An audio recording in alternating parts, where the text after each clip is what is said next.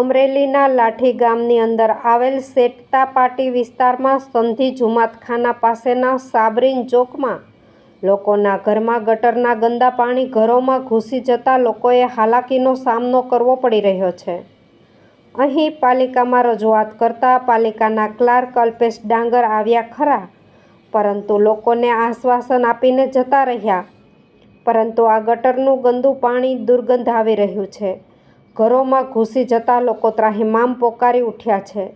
હવે નગરપાલિકાએ આ પ્રશ્નનો ઉકેલ ચોક્કસપણે લાવવો જોઈએ તેવું લોકો કહી રહ્યા છે। પાલિકાની ઘોર બેદરકારીથી શું વહીવટી તંત્ર પણ કંઈ કરતું નથી? આવા અણઘડ વહીવટ ચાલે ખરા? તે પણ એક સવાલ ઉઠવા પામ્યો છે લોકોમાં। ગુડ 24 ન્યૂઝ ચેનલ, તંત્રી આશિફ પઠાણ, લાઠી।